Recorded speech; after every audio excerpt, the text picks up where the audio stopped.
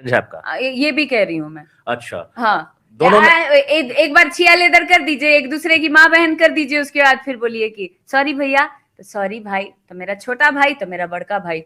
ये सब नौटंकियां ऐसा हैं। होता है क्या? नौटंकी है, नौटंकी है। दो लड़ाई चल रही है दोनों में, दोनों अपने आप को सुपरस्टार कहते हैं। हाँ।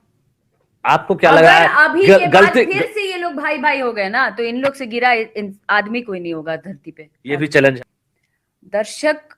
दर्शक तो बेचारे मासूम हैं।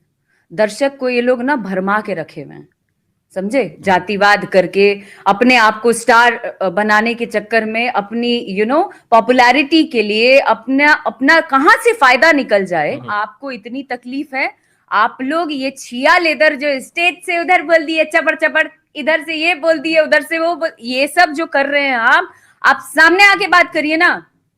आप एक दूसरे से, अगर इतना गट्स है आप लोगों में, तो एक दूसरे के सामने बैठ के बात करिए।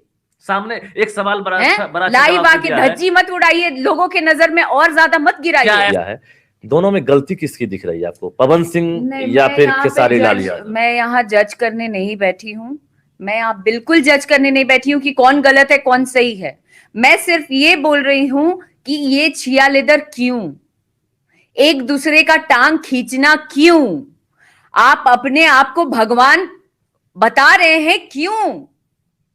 काम करने आए हो, कलाकार, सच्चा कलाकार जो होता है वो अपने साथ साथ चाहता है कि अपनी इंडस्ट्री को किस तरीके से बढ़ाए। लेकिन पवन सिंह से तो आप पहले से नाराज चल रही हैं और खुलकर बोली भी है, लेकिन खेसारी लाल भी अगर आप नाराज हो जाएंगे, आप बोली है, डिजर्व ही नहीं करते हैं कि मैं उनसे अब नाराज हूं। दोनों नहीं, उनकी क्या बात कर